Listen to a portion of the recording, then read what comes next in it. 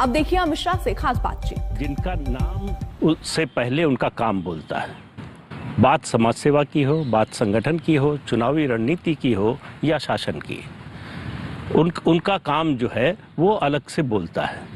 उनके अगर आप राजनीतिक जीवन को देखें तो संगठन से शुरू करके केंद्रीय मंत्री के स्तर तक पहुंचे, लंबे समय तक प्रधानमंत्री नरेंद्र मोदी के सहयोगी रहे और उनकी पूरी जो राजनीतिक यात्रा है उसके कह सकते हैं एक तरह से सहयात्री रहे। तो आज ये बातचीत हो रही है इसलिए कि प्रधानमंत्री नरेंद्र मोदी ने अपने सार्वजनिक जीवन के, खासतौर से चुनावी राजनीति के जीवन के 20 साल पूरे किए। 7 अक्टूबर 2001 को उन्होंने गुजरात के मुख्यमंत्री पद का भार संभाला था। तब से ये यात्रा जो है वो अनवरत जारी है। तो आप ठीक समझ गए होंगे अब मैं किसकी बात कर रहा हूँ। जी हाँ, मैं बात कर रहा हूँ भारत सरकार के गृह मंत्री और भाजपा के पूर्व राष्ट्रीय अध्यक्ष अमित शाह। अमित शाह जी, आपका संसद टीवी पर स्वागत है। नमस्कार प्रदीप जी। आपने प्रधानमंत्री नरेंद्र मोदी को एक स्वयंसेवक के रूप में देखा, फिर एक संगठनकर्ता के रूप में देखा, फिर एक राजनीतिक कार्यकर्ता के रूप में देखा, मुख्यमंत्री के रूप में देखा, प्रधानमंत्री के रूप में देखा और विश्व नेता बनते हुए देखा। इस दौरान कई पड़ाव आए होंगे, कई उतार चढ़ाव आए होंगे। कौन सी ऐसी बात, कौन सा ऐसा मुद्दा, कौन सा ऐसा समय आया जो आपको लगा कि उनके लिए सबसे चुनौतीपूर्ण रहा? देखिए, मोदी जी के जीवन के कुल मिलाकर सार्वजनिक जीवन में आने के बाद 3 हिस्से किए जा सकते हैं।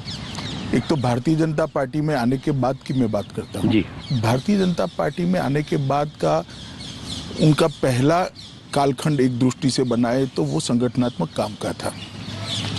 दूसरा कालखंड उनके मुख्यमंत्री के उनके तत्वाधान में गुजरात में वो मुख्यमंत्री रहे और एक काम हुआ। और तीसरा राष्ट्रीय राजनीति में आकर वो प्रधानमंत्री बने। ये 3 हिस्सों में उनके सार्वजनिक जीवन को बांटा जा सकता है।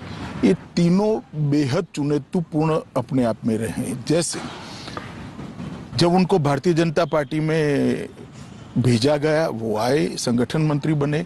उस वक्त भारतीय जनता पार्टी की स्थिति खस्ता हाल थी। गुजरात कोई पहले से भारतीय जनता पार्टी के अनुकूल राज्य रहा नहीं था। हम सब युवा कार्यकर्ता थे, कोई भविष्य नजर नहीं आता था। जब भाजपा के लिए बात करते थे या ज्वाइन हुए थे, हमारे प्रोफेसर हमें डांटते थे, कहाँ गलत रास्ते पे चले गए हो। इस प्रकार की स्थिति थी और देश में 2 सीटें आई थी।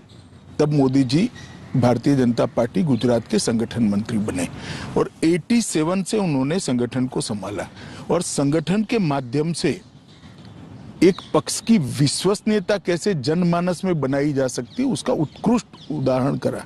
87 में आने के बाद सबसे पहला चुनाव आया अहमदाबाद म्युनिसिपल कॉरपोरेशन का। पहली बार भारतीय जनता पार्टी अपने बूते पर कॉरपोरेशन में सत्ता में आई। उनके संगठन मंत्री बनने के महज 1 साल के अंदर और उसके बाद में भारतीय जनता पार्टी की यात्रा शुरू हुई। 90 में हम हिस्सेदारी में सरकार में आए, 50-50% की हिस्सेदारी थी।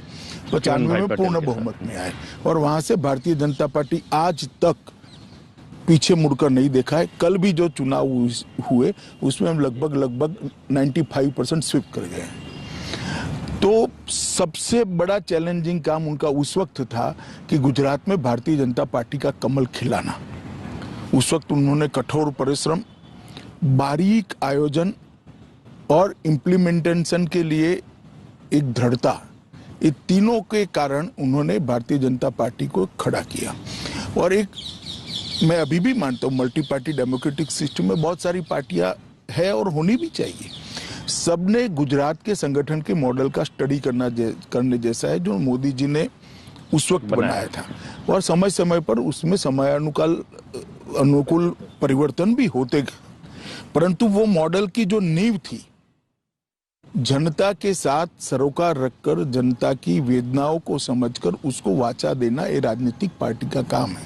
जब विपक्ष में होते हैं तो आंदोलन के माध्यम से उसको वाचा देते हैं और जब सत्ता में आते हैं तो सरकार की नीति और कार्यक्रमों के माध्यम से उसका रास्ता ढूंढना, उसको हल निकालना और वो वेदना को कम करना या तो निरस्त करना।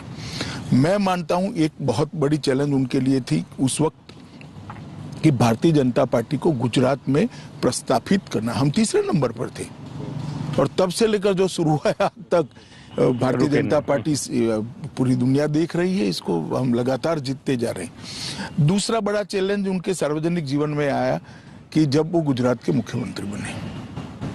मैं जिस कॉन्स्टिट्यूंसी से आता हूं वो कॉन्स्टिट्यूंसी भी हम हार गए थे, जो गुजरात का सबसे सेफेस्ट सीट माना जाता था, साबरमती असेंबली कॉन्स्टिट्यूंसी, वो हम हार चुके थे। अच्छा। बड़ा भूकंप आया था, सारे कॉरपोरेशन के चुनाव, जिला पंचायत के चुनाव, तहसील पंचायत के चुनाव कांग्रेस स्वीप कर गई थी।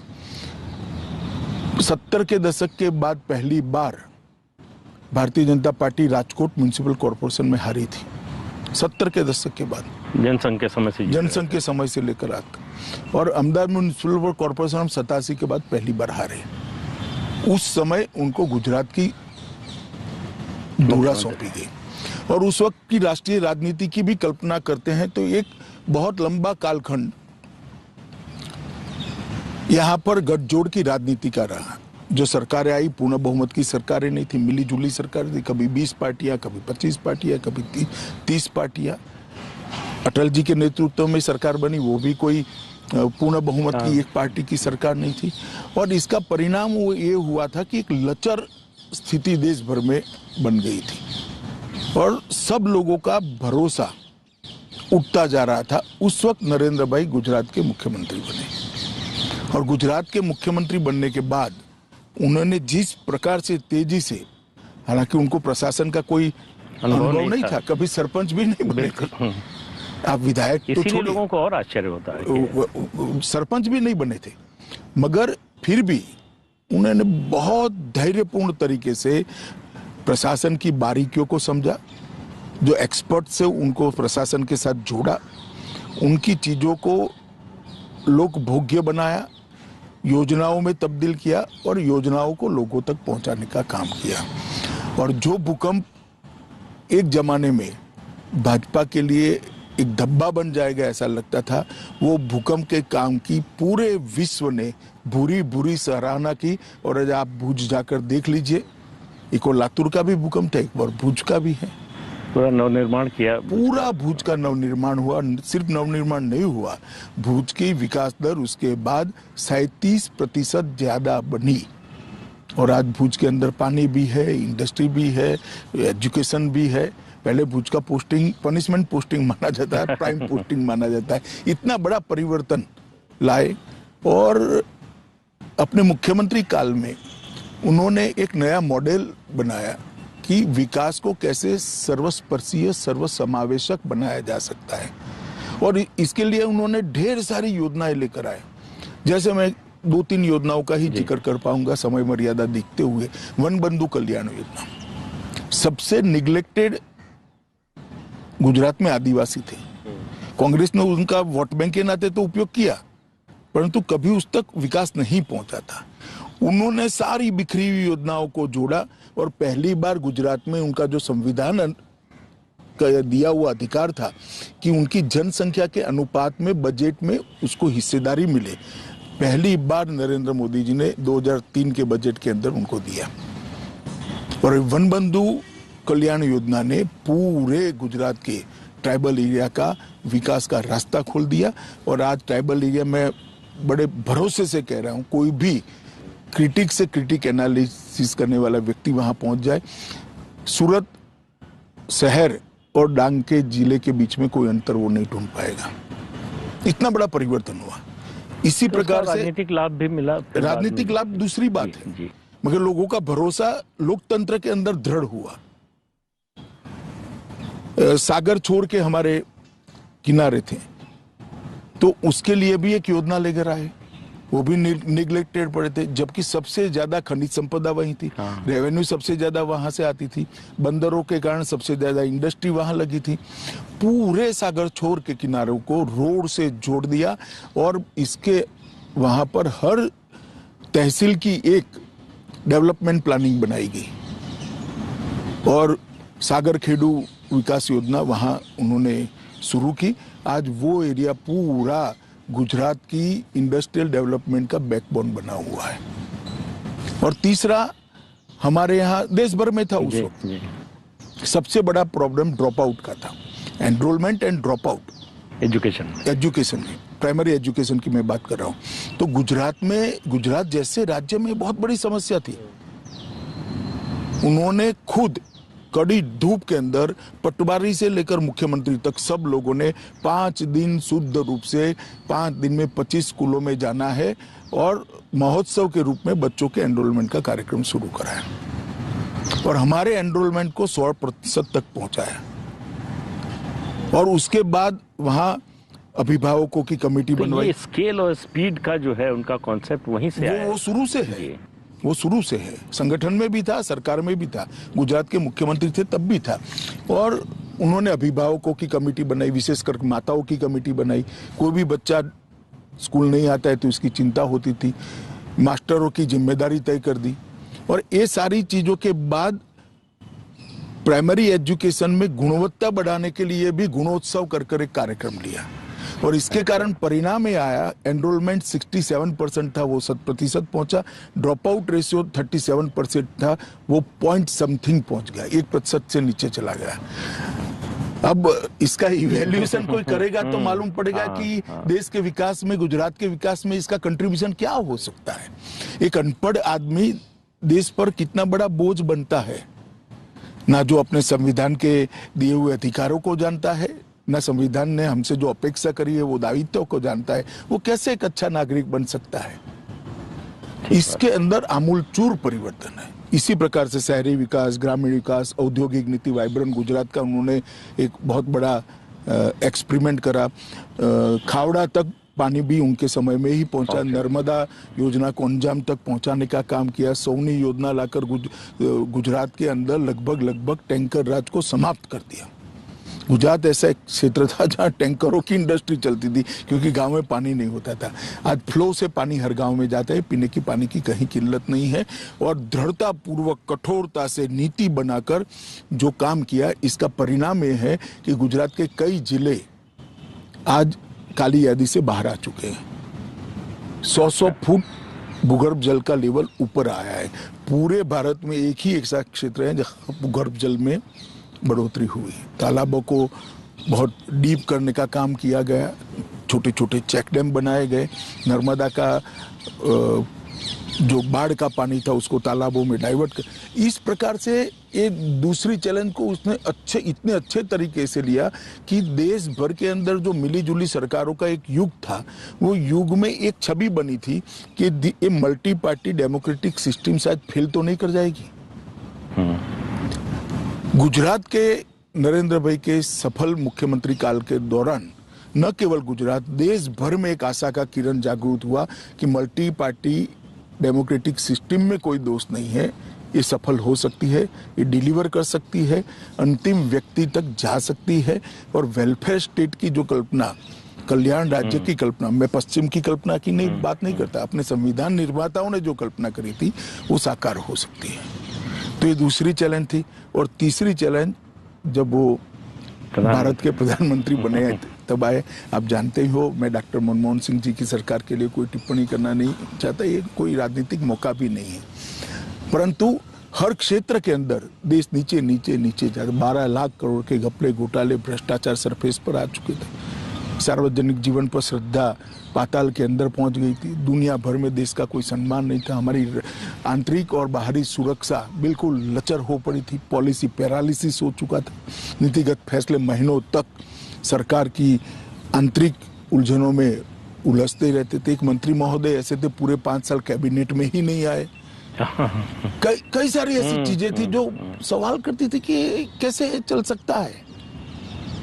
ऐसे माहौल में मोदी जी ने देश के प्रधानमंत्री का चैलेंज उनके सर पर आया और आज हम देख सकते हैं कि 7 साल के अंदर सारी व्यवस्थाएं अपनी अपनी जगह सही। हाँ, समस्या आती है, आएगी भी, भविष्य में भी आएगी, मगर समस्या को एड्रेस किया जाता है, तत्काल एड्रेस किया जाए, उसका समाधान निकालने का प्रयास किया और संवेदनशीलता के साथ उसको आगे बढ़ाया जाता है। और इसके कारण एक दृढ़ राजनीतिक इच्छा शक्ति के कारण देश की सुरक्षा व्यवस्था भी चौक चौबंद हुई। कभी कोई कल्पना नहीं कर सकता था कि भारत एयर स्ट्राइक करेगा या सर्जिकल स्ट्राइक करेगा। ये तो अमेरिका के लिए रिजर्व चीज थी, वही कर सकते हैं, वही कर सकते हैं। आज इसके कारण भारत के युवा का हौसला हुआ है, हम भी कर सकते हैं। कभी ये नहीं हो सकता था कि कोई प्रधानमंत्री कहेगा कि $5 ट्रिलियन की इकोनॉमी बनने का साहस भारत में है और हम पहुंच सकते हैं। ढेर सारे स्टार्टअप आए, लोग लगे, मुझे विश्वास है $5 ट्रिलियन की इकोनॉमी मोदी जी के नेतृत्व में बन ही जाएगी। और 11 नंबर की अर्थव्यवस्था से 5वें नंबर की अर्थव्यवस्था, 6ठे नंबर की अर्थव्यवस्था हम बन चुके हैं। बहुत बड़ा जंप आया है, ढेर सारे सुधार हुए हैं, रिफॉर्म्स हुए हैं, ईज ऑफ डूइंग बिजनेस में भी हमने परिवर्तन। तो मोदी जी के जीवन में जो 3 बड़े बड़े आप स्टेज, तीनों स्टेज चुनौतीपूर्ण थे और उन्होंने बड़े धैर्य से, मक्कमता से और दृढ़ राजनीतिक इच्छा शक्ति के साथ तीनों चैलेंजों को सफलतापूर्वक पार करा है। मैं मानता हूं उनकी लीडरशिप की ये बहुत बड़ी क्वालिटी है। आपने अभी बात में जिक्र किया कि एक समय लगने लगा था कि मल्टी पार्टी डेमोक्रेसी फेल हो जाएगी। राजनीति में, सार्वजनिक जीवन में परसेप्शन का बहुत महत्व होता है। मीडिया और बुद्धिजीवियों का एक वर्ग है देश में जिसका मानना है कि मोदी जी अधिनायकवादी हैं, डिक्टेटरशिप में यकीन करते हैं, किसी से सलाह मशविरा नहीं करते, अपनी चलाते हैं। तो आपको लगता है कि आप लंबे समय से उनसे जुड़े हुए हैं, आपका अनुभव इस पर क्या कहता है? मैं अपने आप को सौभाग्यशाली मानता हूं कि मुझे संगठन और सरकार दोनों में मोदी जी के साथ काम करने का मौका है। पहले गुजरात के संगठन में, फिर गुजरात सरकार में, और यहाँ मैं राष्ट्रीय अध्यक्ष था, तब मोदी जी प्रधानमंत्री थे और अब उनकी सरकार का मैं मंत्री हूँ। मैंने मोदी जी को नजदीक से काम करते हुए देखा है। ये सारे लोग जो आरोप लगा रहे हैं बिल्कुल बेबुनियाद आरोप है। मैंने मोदी जी जैसा श्रोता देखा ही नहीं। किसी भी समस्या के लिए बैठक हो, कम से कम मोदी जी बोलते हैं, बहुत सब लोगों को धैर्यपूर्वक सुनते हैं और फिर उचित निर्णय लेते हैं। और कई बार तो हमें भी लगता है क्या भाई इतना सोच विचार हो रहा है। एक बार बैठक, 2 बार बैठक, बहुत धैर्यपूर्वक वो निर्णय करते हैं और छोटे से छोटे व्यक्ति के सुझाव की गुणवत्ता के आधार पर वो महत्व देते, व्यक्ति के आधार पर नहीं देते। तो ये कह देना कि वो निर्णय थोपने वाले नेता है, जरा भी सच नहीं है। और जो लोगों ने उनके साथ काम किया है, काम करने वालों में भी क्रिटिक होते हैं, वो भी इतना तो जरूर कहेंगे कि इतने डेमोक्रेटिक तरीके से कैबिनेट कभी नहीं चलती होगी, इतनी डेमोक्रेटिक तरीके से मोदी जी के प्रधानमंत्री ना थे। और मैंने उनके जैसा श्रोता, लिसनर देखा नहीं है। फिर ये परसेप्शन क्यों बना? जानबूझकर बनाया गया या कुछ घटनाओं की वजह से बना? देखिए, जानबूझकर ही बनाया जाता है और वो डिसिप्लिन के आग्रही है। तो कोई फोरम में जो डिस्कशन होता है वो बाहर नहीं आएगा। एक जमाने में आ जाता था सब आप लोगों के उपयोग के लिए, अब नहीं आता है। तो को लोगों को मुश्किल होती है, बहुत कम आता है। तो लोगों को लगता है फैसला मोदी जी ने ले लिया। लोगों को मालूम नहीं है कि, जनता को भी मालूम नहीं है, जर्नलिस्टों को भी मालूम नहीं है कि ये सामूहिक चिंतन का परिपाक है। निर्णय तो ऑफकोर्स वो ही करेंगे क्योंकि वो प्रधानमंत्री है और उनको ही करना चाहिए। जनता ने अधिकार उनको दिया है, बाकी सारे मंत्री को फिर मोदी जी ने अधिकार दिया है। यही तो हमारा संविधान है। परंतु सबके साथ चर्चा कर सबको बोलने का मौका देकर, सबके प्लस माइनस पॉइंट सुनकर ये फैसले होते। ऐसी छवि इसलिए नहीं बनती कि वो डिसिप्लिन के आग्रही है। और कुछ लोग, जो बड़ा दुर्भाग्यपूर्ण है जो मैं बोलने जा रहा हूं, कुछ लोग जो हमारे वैचारिक विरोधी हैं, वो सत्य कुछ भी हो, सत्य को तोड़ मरोड़ कर लोगों के सामने कैसा रखना, वो भी प्रयास हम तो देख ही रहे हैं, आप भी शायद देखते होंगे। और इसके कारण छवि को आहत करने का भी एक सुनियोजित प्रयास हुआ है। ऐसा कहते हैं कि राजनीति में जोखिम लेने से नेता बचते हैं क्योंकि एक अनिश्चितता उससे पैदा होती है कि ये जोखिम लिया, इसका क्या नतीजा होगा, हमारे ऊपर क्या असर पड़ेगा। लेकिन मोदी जी के बारे में देखा जाता है कि जैसे वो मतलब जिद करके जोखिम लेते हैं। आप नोटबंदी का फैसला देखिए, 3 तलाक, अनुच्छेद 370। देखिए, मैं आपकी बात से पार्शियली सहमत हूं। जिद कर शब्द प्रयोग ठीक नहीं है। वो जोखिम लेकर फैसला करते हैं वो सही है, क्योंकि उनका मानना है और कई बार सार्वजनिक जीवन में उन्होंने कहा भी है कि हम देश बदलने के लिए सरकार में आए हैं, सरकार चलाने के लिए सरकार में नहीं आए। हमारा लक्ष्य देश के अंदर परिवर्तन लाना है। 130 करोड़ की जनता को विश्व में, दुनिया के सबसे बड़े लोकतंत्र को विश्व में एक सम्मानजनक स्थान पर पहुंचाना है, जो जबकि पोटेंशियल सालों से यहां पड़ा है। हमारा युवा धन पश्चिम और अमेरिका की ओर न जाता अगर ये फैसले सालों पहले हो गए होते तो, जो आज हो रहे हैं। मैं किसी का क्रिटिसिज्म करना नहीं चाहता, मगर वो इसलिए नहीं डरते हैं कि सत्ता में बने रहना लक्ष्य नहीं है, जो चलता है उसको चलने देना, आराम की जीवन जीना भी लक्ष्य नहीं है। एकमात्र लक्ष्य है भारत प्रथम, इंडिया फर्स्ट। ये लक्ष्य लेकर वो चलते हैं और इसीलिए इसी में से दृढ़ राजनीतिक इच्छा शक्ति का निर्मित होती है। और जब दृढ़ राजनीतिक इच्छा शक्ति के साथ आप एक रास्ता तय कर लेते हो कि मुझे देश को यहाँ पहुंचाना है, तो हर क्षेत्र के अंदर आप फैसले देखिए। नोटबंदी का फैसला और कोई ले ही नहीं सकता, मैं आपको बताता हूं। इतना बड़ा फैसला उन्होंने लिया और हमारी टीका करने वाले जो करेंगे वो करेंगे, मगर मैं बताता हूं इससे देश के अर्थतंत्र के माहौल में बहुत बड़ा परिवर्तन आया कि नहीं, ये सरकार का व्हील है, काला धन नहीं चलेगा। कई बार व्हील का परिचय कराना, इच्छा का परिचय कराना भी बड़ी बात होती है। इसी प्रकार से जीएसटी, चिदम्बरम साहब से लेकर प्रणब मुखर्जी साहब सब बात तो करते थे, अच्छी अच्छी अंग्रेजी में बोलते थे, परंतु किसी की हिम्मत नहीं पड़ती थी। मोदी जी ने केंद्र का राज्य का फर्क भूलकर कि फेडरल स्ट्रक्चर है, हम एक टीम है, काफी ऐसी चीजें थी जो राज्यों में अविश्वास पैदा करती थी, उसको हटा दिया और जीएसटी को सर्वानुमत से, और मैं गर्व के साथ कह सकता हूं इक्का दुक्का चीज छोड़कर जीएसटी काउंसिल में एक भी फैसला बहुमत से नहीं लिया गया है, सर्वानुमत से लिया गया है। जबकि जीएसटी काउंसिल में सभी दल की सरकारों के वित्त मंत्री है। 3 तलाक का उन्मूलन, किसी में हिम्मत नहीं थी। शाहबानू के केस को रिवर्ट करना पड़ा था, कानून को बदलना पड़ा, राजीव गांधी सुप्रीम कोर्ट के फैसले को बदला, उनको बदलना पड़ा था। 1 रैंक 1 पेंशन, कोई हिम्मत नहीं करता था। चीफ ऑफ डिफेंस स्टाफ का नया कंसेप्ट डिफेंस के क्षेत्र में, कोई हिम्मत नहीं करता था। सर्जिकल और स्ट्राइक और एयर स्ट्राइक का सवाल ही पैदा नहीं होता था। हम चुप हो जाते एक आध दो निवेदन कर कर। आज सबको मालूम है कि भारत की सीमाओं के साथ कोई छेड़खानी बर्दाश्त नहीं की जाएगी। धारा 370, 35 से सबको मालूम था कि टेम्पररी था, अब इसकी जरूरत नहीं है। कोई छूने की हिम्मत नहीं करता था।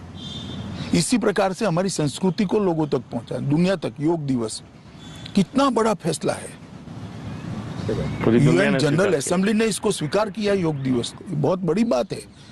भारतीय संस्कृति का इतना बड़ा एक्नॉलेजमेंट शायद ही कभी हुआ होगा। पेरिस समझौता, बड़े बड़े देश ये लक्ष्य को घोषित करने के लिए, प्राप्त करने की बात छोड़ो, घोषित करने के लिए झिझकते थे। मोदी जी ने कहा कि ग्लोबल वार्मिंग और जलवायु परिवर्तन को रोकना है तो यही एक रास्ता है। इंटरनेशनल सोलर अलायंस और ढेर सारे ऐसे फैसले उन्होंने जो लिए, वो मैं मानता हूं नई शिक्षा नीति और ढेर सारे फैसले। आर्थिक सुधार का तो एक पूरा इंटरव्यू आर्थिक सुधार पर हो सकता है, इतने सारे आर्थिक सुधार उन्होंने किए। तो ये मजबूत इच्छा शक्ति वाले प्रधानमंत्री के अलावा ये हो नहीं सकता है। तो मुझे लगता है कि वो इसलिए हो रहा है कि उनका लक्ष्य सत्ता में बने रहना नहीं है, उनका लक्ष्य भारतीय जनता पार्टी के लिए सरकार चलाना नहीं है, उनका लक्ष्य देश के लिए सरकार चलाना है, देश के गरीबों के लिए सरकार चलाना है। लेकिन ये विश्वास कहाँ से आता है कि हम जो भी फैसला लेंगे, चाहे जितना कड़ा हो, चाहे जितना जोखिम वाला हो, देश की जनता उसको स्वीकार कर लेगी? वो इसलिए आता है कि इसमें कोई निजी स्वार्थ नहीं है, ना दलगत स्वार्थ है ना व्यक्तिगत स्वार्थ है। अगर दलगत स्वार्थ होता है तो विश्वास की कमी होती है, व्यक्तिगत स्वार्थ होता है तो और विश्वास की कमी होती है। पर जब आप शुद्ध रूप से जनता के हित में ही सोचते हो तो मैं मानता हूं कि ये विश्वास अपने आप इसमें से ही बनता है। अभी प्रधानमंत्री ने ओपन मैगजीन है, अंग्रेजी की एक पत्रिका है, उसके इंटरव्यू में कहा कि उनकी प्रवृत्ति आध्यात्मिक थी। तो ये अध्यात्म से सत्ता की राजनीति, इसका तालमेल कैसे बिठाया उन्होंने? क्योंकि आपने बहुत करीब से देखा, आप ही बता सकते हैं। देखिए, मैं दोनों के बीच में बहुत बड़ा अंतर नहीं देखता। अध्यात्म के दो रास्ते हैं, एक आत्मा का कल्याण करना और दूसरा जनता समर्थ के कल्याण के लिए पुरुषार्थ करना। अध्यात्म के रास्ते पर जाने वाले भी वही करते हैं। मोदी जी भी आज वही कर रहे हैं। आप देखिए, देश के 60 करोड़ गरीबों को कई सारे वादे किए गए, मगर 70 साल तक उनके जीवन में गुणात्मक परिवर्तन कभी नहीं आया था। गरीब कल्याण की बातें सबने की, गरीबी हटाओ की बातें के नारे भी लगे, मगर हुआ कभी नहीं था। आज मैं इतना कह सकता हूँ, 11 करोड़ गरीबों के घर से धुआं गायब है। गैस का सिलेंडर वो गरीब महिला के घर में पहुंच गया है। लगभग 11 करोड़ शौचालय इस देश में बन चुके हैं, जिसमें से 9 करोड़ से ज्यादा उपयोग में है। तो वो 9 करोड़ परिवारों की महिलाएं आज शर्मसार नहीं हैं, सम्मान के साथ जीवन जी रही हैं। उनको भी होता है कि इस देश में मेरी हिस्सेदारी है, मेरी कोई चिंता कर रहा है। हर घर में नल का पानी पहुंचाने का काम हम शुरू करें। 8 करोड़ घरों में पानी पहुंचा, लगभग 2 करोड़ घरों में पहुंचने का काम हो गया। तो बहुत बड़ी बात है। 18,000 गांव, जब प्रधानमंत्री नरेंद्र मोदी ने शपथ ली तब वहां बिजली का खंभा तक नहीं था। 18,000 गांव आजादी के 70 साल के बाद बिजली से अछूते थे, और घर तो करोड़ों घर। आज वो 18 के 18,000 गांवों में बिजली पहुंच गई है, और उसके साथ 4 करोड़ घरों में घर में बिजली पहुंचाने का काम नरेंद्र मोदी जी की भारतीय जनता पार्टी की सरकार ने समाप्त कर दिया। लगभग 11 करोड़ किसानों को सालाना 6,000 रुपया मिल रहा है, और 1.5 लाख करोड़ रुपया एक साल के अंदर किसानों को पहुंचे। 1.5 लाख करोड़ रुपया। कभी यूपीए सरकार ने 60,000 करोड़ का ऋण माफ कर बहुत बड़ा काम किया था, ऐसा बताते थे। कहते हैं उसी से चुनाव 60,000 करोड़ तो बैंक में ही वापिस आ गए, किसान को कुछ नहीं मिला, क्योंकि ये तो बैंक का ऋण माफ हो गया। तो बैंक में ये 1.5 लाख करोड़ रुपया सीधा किसान को मिला है, जिसे इसको बैंक से ऋण ही नहीं लेना। जो 1.5 एकड़ 2 एकड़ के खेत है, जो हमारे बहुत सारे प्रदेश में एवरेज जोत इतनी ही है, उसका तीनों खेती का खर्चा ही 6,000 होता है, तब उसको ऋण ही नहीं लेना पड़ता है। ये बहुत बड़ी उपलब्धि है, इसको कोई अलग तरीके से देखता नहीं है। एक और ऋण माफ करने की पॉलिसी लाना, और दूसरी ओर किसान को ऋण न लेना पड़े ऐसी स्थिति में ले जाना। वो 60,000 करोड़ का ऋण माफ किया था, आपने 60 के 60,000 करोड़ बैंकों में आ गए। हमने 1.5 लाख करोड़ दिया जो किसान के पास गए, और किसान ऋण मुक्त हो गया। मैं मानता हूं ये यूनिक विचार है। इसी प्रकार से आज घर में अकाउंट ना हो ऐसा कोई घर देश भर में नहीं। लगभग ढेर सारे लोग ऐसे थे जिनके 60 करोड़ लोग ऐसे थे जिनके परिवार में एक भी अकाउंट नहीं था। आज जनधन के माध्यम से उनको अकाउंट मिल गया। डीबीटी डायरेक्ट जाता है, कोई बिचौलिया नहीं है, कोई इनका पैसा खाता नहीं है। चाहे वृद्ध का पेंशन हो, वृद्धावस्था का पेंशन हो, चाहे विधवा का हो, चाहे बच्ची का वजीफा हो, सीधा पहुंच रहा है। इसी प्रकार से 5 लाख तक का आयुष्मान भारत योजना की स्कीम 60 करोड़ लोगों को मिली है। 60 करोड़ लोग आश्वस्त है, घर में कोई भी आपत्ति आ जाए हमें चिंता करने की जरूरत नहीं, मोदी कार्ड को स्वैप करेंगे और हम हमारा इलाज करा देंगे। दुनिया में कोई नहीं सोच सकता 130 करोड़ के देश को मुफ्त वैक्सीन दी जाएगी। ये बाकी सारे कंपैरिजन करते हैं अंग्रेजी अखबारों में लिखकर, उनको मालूम नहीं है कि अमेरिका का आबादी उत्तर प्रदेश जितना है और 130 करोड़ का देश, 130 करोड़ लोगों को मुफ्त वैक्सीनेशन दे रहा। बहुत साहसी फैसला है। 43 करोड़ बैंक खाते खुल गए और 80 करोड़ लोगों को कोरोना में हमने मुफ्त राशन देने का काम किया। 80 करोड़ लोगों को 1 साल तक, 1.5 साल तक मुफ्त राशन दिया है। उसका बड़ा असर है लोगों पर। और मैं इसको असर से थोड़ा ऊपर जाकर सोचता हूँ, ये प्रधानमंत्री जी की सरकार की संवेदनशीलता है जो ये योजनाएं बनाती है। हम योजनाओं के अंदर उसका स्केल और साइज दोनों को बदले हैं। पहले होता था इतने घर बनाएंगे, अब हम कहते हैं कि सबको घर मिलेगा। पहले इतने घर में विद्युत पहुंचेगी, बिजली पहुंचेगी, अब कहते हैं कि सबके घर पहुंचाना है।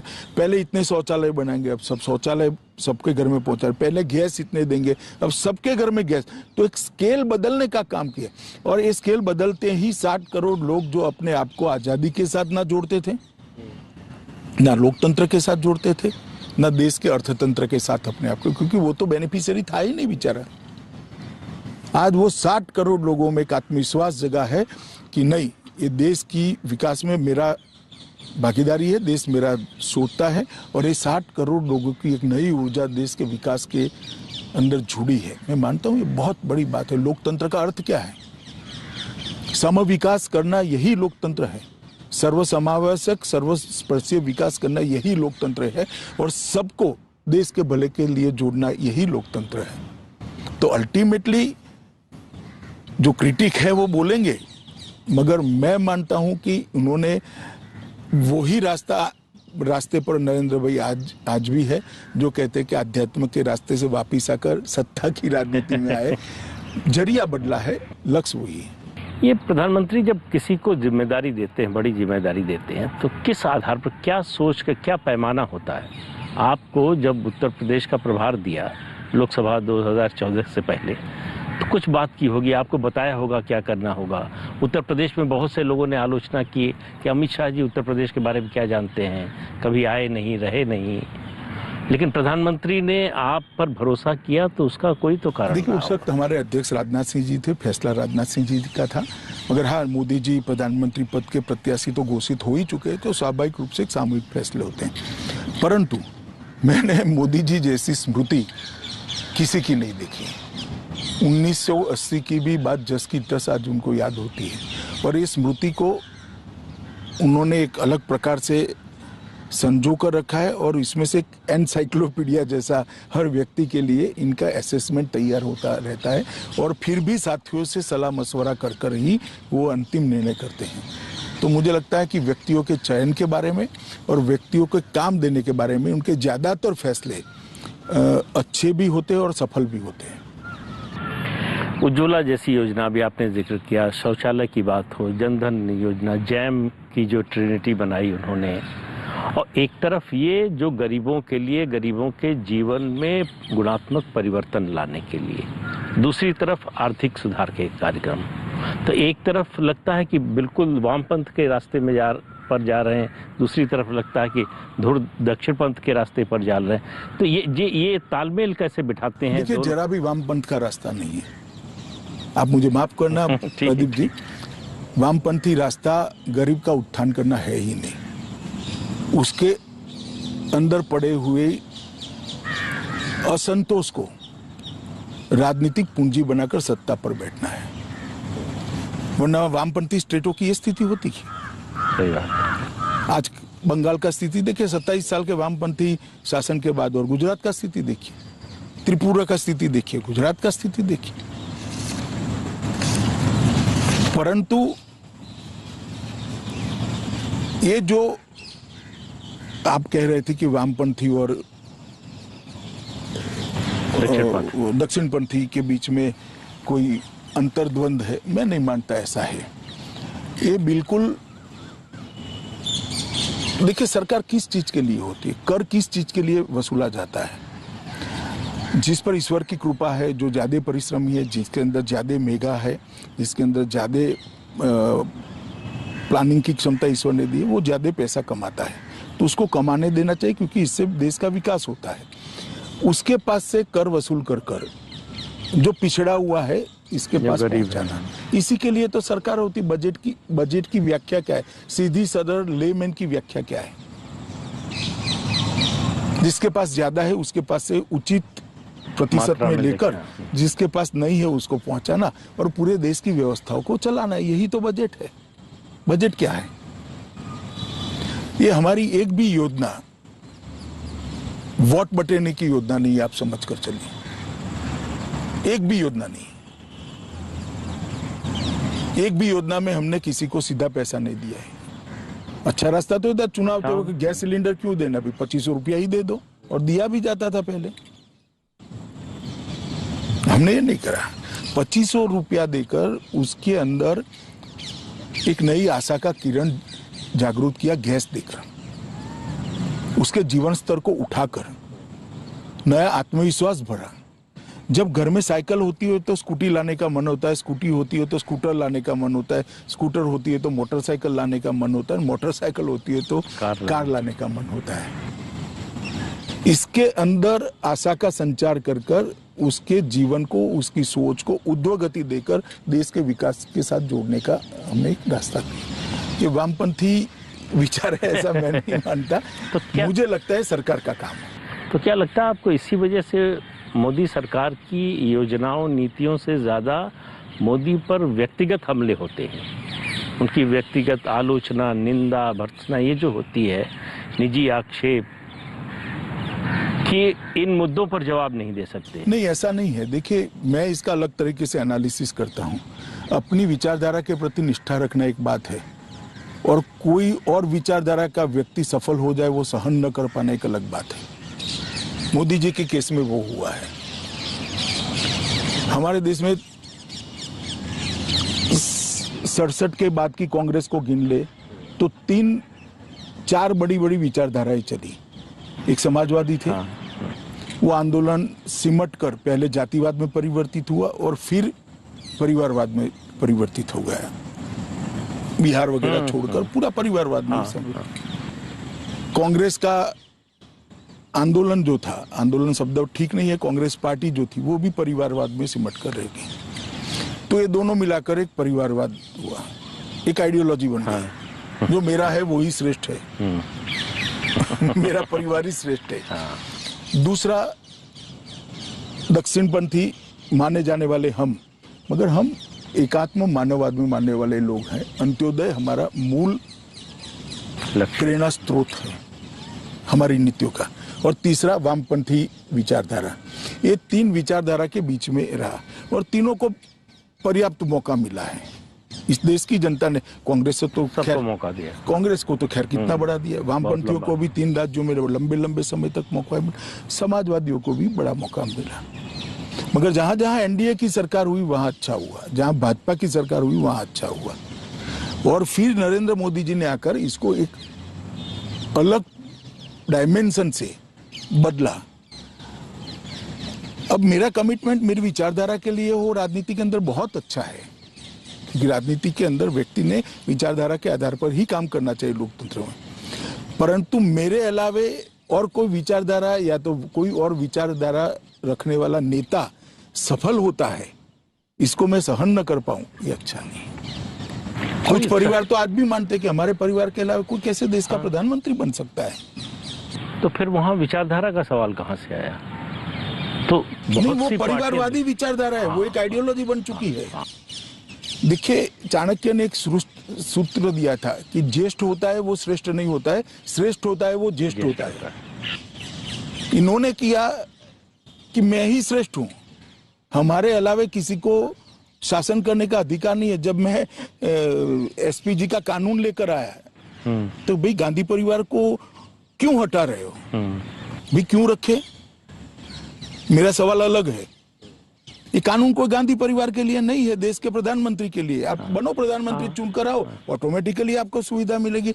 नहीं बनोगे तो छोड़ देंगे। कल को मेरी सरकार नहीं है तो मुझे भी आम आदमी की तरह जीना चाहिए। और हम रहे सालों तक ऑपोजिशन में, हमने कभी ये सवाल नहीं उठाए। मगर ये जो मानसिकता है, इसी प्रकार से वामपंथी मित्रों की भी मानसिकता है कि ये कैसे सफल हो गए। इसके कारण व्यक्तिगत हमले होते हैं। मेरा तो राजनीति में मानना है, मैं इन सभी मित्रों को कहना चाहता हूं कि आप हमारी नीतिगत शिकायत जरूर करिए, जरूर करिए। हमारी सरकार में करप्शन है तो उसको उजागर करिए, हमारी कोई फेलियर हो तो जनता के सामने लेकर जाइए। मगर ऐसा लिख देना कि मोदी जी नहीं रहते हैं तो ये प्रधानमंत्री बन जाएगा, इस प्रकार की बातें करना मैं नहीं मानता। इस प्रकार की गतिविधियों से राजनीति का स्तर बहुत नीचे ले जा रहे हैं, जो दुखद है। पिछले दिनों आपने एक लेख में मोदी जी को सबसे बड़ा रिफॉर्मर या बहुत बड़ा रिफॉर्मर बताया। तो ये किस आधार पर, किन बातों के आधार पर, कामों के आधार पर ये कहा? देखिए, इन्होंने देश की ढेर सारी समस्याओं को मूलभूत सोच से विपरीत होकर, मतलब पारंपरिक सोच से विपरीत होकर देखा और इसका समाधान किया है। यही तो रिफॉर्म है। जैसे गरीबी उन्मूलन मैंने करा, इसी प्रकार से आर्थिक सुधारों में कोई समझता ही नहीं था कि भाई ईज ऑफ डूइंग बिजनेस के बगैर ये देश उत्पादन का केंद्र बन ही नहीं सकता। इस देश के 60 करोड़ लोग अगर देश की अर्थव्यवस्था से नहीं जुड़े, बैंक अकाउंट ही नहीं है, तो इस देश की 100% ऊर्जा का उपयोग हो ही नहीं सकता। तो इसके लिए इन्होंने रिफॉर्म करे और ढेर सारे रिफॉर्म करे। मैं सिर्फ रक्षा और आंतरिक सुरक्षा के बारे में बताता हूँ। 370, फिर CAA, इसके बाद उत्तर पूर्व के अंदर आतंकवाद को खत्म करने के लिए ढेर सारे समझौते, ब्रू पुनर्वसन, कार्बी आंगलोंग समझौता, शांति बोडो समझौता, नक्सलवाद पर नकेल कसने के लिए एक मल्टी डायमेंशनल रणनीति का इम्प्लीमेंटेशन करना। हर क्षेत्र में उन्होंने, सुरक्षा के क्षेत्र में, आर्थिक क्षेत्र के अंदर, सामाजिक न्याय की दिशा में ढेर सारे परिवर्तन किए और समाज कल्याण की दिशा में भी, गरीबी उन्मूलन की दिशा में भी बहुत सारे इसी प्रकार से कृषि को प्रायोरिटी देना, मैं मानता हूं ये देश के लिए बहुत बड़ा रिफॉर्म है। मैं आर्थिक रिफॉर्म की पूरी, ये 3 कृषि कानून उसी का हिस्सा, इसी का हिस्सा है। और इसके अलावा भी बजट में बढ़ोतरी आप देख लीजिए, कितनी बड़ी बजट में बढ़ोतरी कृषि के बजट में हुई है और ढेर सारे परिवर्तन करें। और मैं मानता हूं आर्थिक सुधारों को मैं इसलिए बताना नहीं चाहता कि बहुत बड़ी सूची है उसमें, बैंकिंग से लेकर FDI पॉलिसी से लेकर GST से लेकर, लेकिन मेरा अगला सवाल इसी पर है। कॉर्पोरेट टैक्स को घटाने से लेकर इंश्योरेंस, डिफेंस, FDI का परिवर्तन कर ऑर्डिनेंस फैक्ट्री बोर्ड को उसका कॉर्पोरेटाइजेशन कर और सहकारिता मंत्रालय के गठन तक ढेर सारे, नोटबंदी ले लीजिए, GST ले लीजिए। आज आपको अगर रिफंड लेना है तो कोई इनकम टैक्स ऑफिस में या कोई लॉयर की जगह आपके अकाउंट में वो आ जाएगा भी। आज आपका इनकम टैक्स असेसमेंट कहाँ गया है आपको भी मालूम नहीं। आपका कोई लॉयर, CA आपसे अब कह नहीं सकता इसको मैनेज करना है, लाइए इतने रुपये, वो ऑटोमेटिक होकर आप पर ही मिल आ जाएगा और आपका असेसमेंट हो जाएगा। इस प्रकार की ढेर सारी व्यवस्था है। कंपनी रजिस्टर करनी है तो कहीं जाने की जरूरत नहीं, ऑनलाइन ही कंपनी अब रजिस्टर हो जाती है। आप एक नाम डालोगे तो 3 दिन में जवाब आएगा कि नाम तो ऑलरेडी रजिस्टर है, दूसरा नाम लाइए।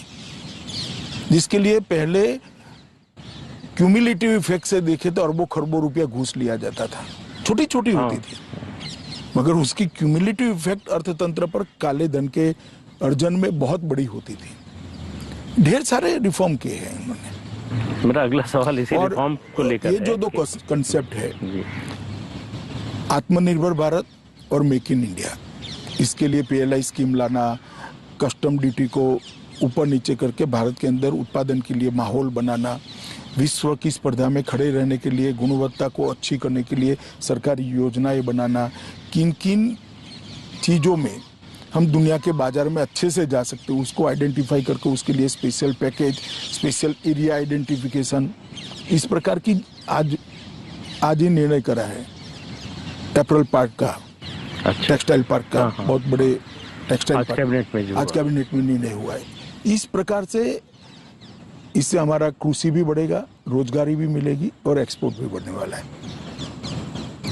ढेर सारे रिफॉर्म मोदी जी ने किए हैं। एक लेख में अपने आपने इसका भी जिक्र किया था कि 60 साल में जितने आर्थिक सुधार के कार्यक्रम हुए उससे ज्यादा 6 साल में मोदी 6 साल में मोदी जी ने करे। वो सही बात है आपकी। और इसीलिए अर्थव्यवस्था में 11वें पायदान से हम 6ठे पायदान पर पहुंचे, 5वें पायदान पर पहुंचे, 5-6 में ऊपर नीचे होता रहता है। 1,17,000 करोड़ का GST और डायरेक्ट टैक्स में इतनी बढ़ोतरी, टैक्स देने वाले करदाताओं में बढ़ोतरी, हर पैमाने से देखिए। और मुझे भरोसा है कि ये जो सुधार की है, चाहे एनसीएलटी का कानून हो, चाहे बैंक के स्ट्रिक्ट नॉर्म्स बनाने की बात हो, चाहे ब्याज दर में कमी करने की, हर चीज का परिणाम अब मिलने लगा है। कोरोना का गतिरोध अगर ना आया होता तो आज हम बहुत अच्छी जगह, मगर ये तो पूरी दुनिया के लिए है और हम सबसे पहले कोरोना के गतिरोध से उभरने वाला अर्थतंत्र है। आज हम प्री कोरोना स्टेज में ऑलमोस्ट पहुंच चुके हैं। ये 50-55 साल तक कांग्रेस का जो शासन रहा, उसमें एक बहुत बड़ा योगदान उनका जो वोटर रहा वो समाज का वंचित वर्ग रहा। कांग्रेस को वो अपनी पार्टी मानता था। पिछले 7 साल में आप लोगों ने उसको बदल दिया। आज मोदी जी ने भाजपा को वंचित वर्ग की पार्टी के रूप में उसकी पहचान बना दी है। तो ये जो परिवर्तन हुआ, ये जो सामाजिक समीकरण बनाया आपने, सोशल इंजीनियरिंग कहे या जो भी नाम देना चाहें, इसकी योजना कब से थी उनके मन में? ये जब प्रधानमंत्री पद के उम्मीदवार बने उसके बाद से शुरू हुआ प्रोजेक्ट या उससे पहले से? नहीं, ये तो उन्होंने गुजरात में राज्य के स्तर पर, राज्य की रिक्वायरमेंट के आधार पर और वहाँ की परिस्थितियों के अनुकूल ये सारे एक्सपेरिमेंट गुजरात में करे ही थे। मैं आपको एक बात बताना चाहता हूँ कि लगभग 54 मंत्रालयों की अलग अलग योजना है जो जनता के लिए है, गरीबों के लिए, वंचितों के लिए, पिछड़ों के, दलितों के, आदिवासियों के लिए। 54 मंत्रालयों की। आज 43 करोड़ बैंक खाते में वो सारी योजना डीबीटी के माध्यम से एक भी बिचौलिए के मगर सीधा 5 तारीख को उसको चेक मिल जाता है। आप मुझे बताइए इससे बड़ा भला उसका गरीब का क्या हो सकता है? वो बुढ़िया को 600 रुपया लेने के लिए कोई उससे 50 रुपया छीन जाता था। बच्चे के वजीफे से 10% कोई काट लेता था। आज ये सारी चीजें खत्म हो गई और ये सब करने के बाद भी कॉर्पोरेट टैक्स घटाकर यहाँ इन्वेस्टमेंट का माहौल बनाया है। हम 17% पर ले आए। ये सब करने के बाद भी कि राहुल गांधी जी को बोलने के लिए तो ठीक है, एक बार आपको साक्षात्कार का मौका मिले तो इतना जरूर पूछना भैया कि आपके शासन था तब इसमें से क्या क्या कर पाए थे। आप तो 10 साल तो रहे, उस वक्त आप सांसद भी थे और आपकी माताजी पार्टी अध्यक्षा थी, मनमोहन सिंह जी प्रधानमंत्री थे, तो क्या क्या कर पाए थे? एक बार जब आप साक्षात्कार वैसे देते नहीं है वो साक्षात्कार, अगर दिए तो जरूर पूछिएगा। ये गुजरात से दिल्ली तक के सफर में कोई ऐसा मोड़, कोई ऐसा मौका आया जब ये लगा कि ऐसा करेंगे तो सत्ता से बाहर हो सकते हैं, बाहर हो जाएंगे तो फिर काम कैसे करेंगे? क्योंकि ये सब आपने जो योजनाएं गिनाई, सरकार की उपलब्धियां गिनाई, ये तभी संभव है जब आप सत्ता में हो। ये जो है जनतांत्रिक राजनीति की या चुनावी राजनीति की एक सच्चाई है। देखिए, मैं ऐसा नहीं मानता विपक्ष में रिकवरी जनता का काम तो किया ही जा सकता है। हाँ, मगर इतना जरूर है कि यहाँ आप फैसले कर परिवर्तन कर सकते हैं। वहाँ फैसलों के अंदर के जो छिद्र होते हैं उसको उजागर करने का काम करते हो। तो सिस्टम सुधार के लिए, तो सिस्टमेटिक सुधार के लिए तो आप काम कर ही सकते हो, परंतु हमने कभी ऐसा नहीं सोचा कि ये करने से हम जीतेंगे या नहीं जीतेंगे। ना मोदी जी की पॉलिसी का हिस्सा, पॉलिसी बनाते वक्त ना ये सोच रहती है। नहीं, किसी पॉलिसी बनाते वक्त ऐसा हुआ हो तो... पॉलिसी बनाते वक्त एक ही सोच होती है कि ये अच्छे परिणाम देगी या नहीं देगी और जो लाभार्थी उसका कल्याण होगा या नहीं होगा। कई बार ऐसा होता है कि भाई जनता में पहले रिएक्शन आता है और उसका कई बार राजनीतिक खामियाजा भी भुगतना पड़ता है, मगर हम राजनीति में राजनीतिक पार्टी को जिताने के लिए नहीं है, हम राजनीति में देश को आगे बढ़ाने के लिए है, देश की समस्याओं का परमानेंट सॉल्यूशन लाने के लिए है, देश को सम्मानजनक जगह विश्व में दिलाने के लिए, देश को सुरक्षित करने के, पूरे देश को शिक्षित करने के लिए और देश की संस्कृति को पूरे विश्व के अंदर उचित स्थान मिले, इसके लिए हम राजनीति के अंदर हैं। तो स्वाभाविक रूप से हम राजनीति में तो चुनाव तो जीतना चाहते ही है, प्रयास भी करते हैं, यत्न भी करते हैं उसके लिए, परंतु लक्ष्य वो नहीं है। प्रधानमंत्री नरेंद्र मोदी मेरी